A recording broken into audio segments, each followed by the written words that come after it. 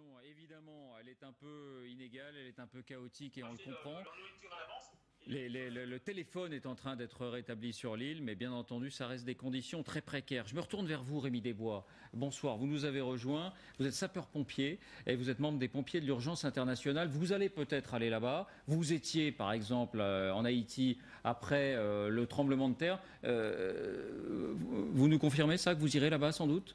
Alors moi, personnellement, vraisemblablement non, retenu par mon travail, mais des collègues partent à partir de ce soir, vont partir de Limoges pour rejoindre l'aéroport, pour pouvoir partir demain matin direction Haïti. Quand on Une est dizaine de pompier personnes. et qu'on arrive sur des territoires comme ceux-là, même question qu'à Christophe Castaner, la première chose à faire, qu'est-ce que c'est ? Ravitailler, déblayer, commencer à reconstruire ? La première chose pour nous est déjà d'aller voir le responsable local, l'élu local, et de prendre contact avec pour analyser les priorités et faire une analyse de la situation et nous prioriser sur le secours, la remise en eau. Qui dit remise en eau dit faire potabilisation d'eau, et dès qu'on a de l'eau, la population se réunit, vient et recommence à avoir un semblant de cohésion. Oui, parce qu'il n'y a pas d'eau potable, hein, il faut bien le redire. En général, sur des catastrophes comme ça, toutes les structures d'eau potable sont détruites. Et un de nos premiers éléments est de donner de l'eau potable aux gens de façon à pouvoir recréer du lien. Et on le sait bien, l'eau est... Oui, pardon, mais on se pose des questions très prosaïques. Est-ce que vous pouvez circuler en arrivant là-bas ? Est-ce que vous avez une voiture ? Est-ce que vous avez un vélo ? Est-ce que les routes sont praticables ?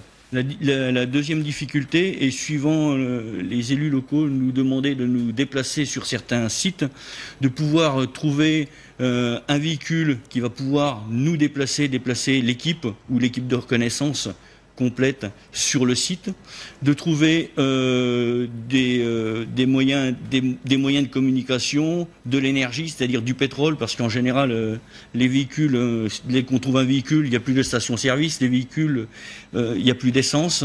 Et dans ces cas-là, comment on fait ? On réquisitionne, on va demander aux gens, prêtez-moi votre 4x4, est-ce que vous avez un bidon d'essence ? Alors, malheureusement, on va essayer de sensibiliser les personnes à nous aider.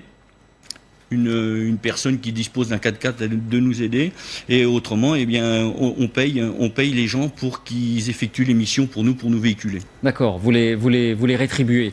On les rétribue, ou lorsque l'on a la chance que l'armée met à notre disposition des véhicules ou d'autres ONG qui sont déjà en place puissent nous aider, on profite de ce qui nous est proposé. L'eau potable, c'est la première priorité. J'imagine qu'il faut remettre en marche les usines de désalinisation. Je crois qu'il y en a une là-bas.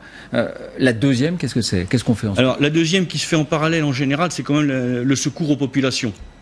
Le secours aux populations. Nous partons avec une équipe médicale qui va pouvoir commencer à donner les premiers soins, les soins de base, et aider les médecins sur place ou aider un hôpital à pouvoir se remettre en fonctionnement et travailler pour porter secours vraiment aux personnes. Merci Rémi Desbois. En parallèle. En parallèle, en général, nous partons également avec des équipes cynotechniques pour rechercher des victimes qui pourraient être Oui. Comme on peut voir les chiens, là, des victimes qui pourraient être encore ensevelies. Comme pour un tremblement de terre. Comme pour un tremblement de terre. Ce sont les mêmes réflexes, les mêmes problèmes. Merci Rémi Desbois.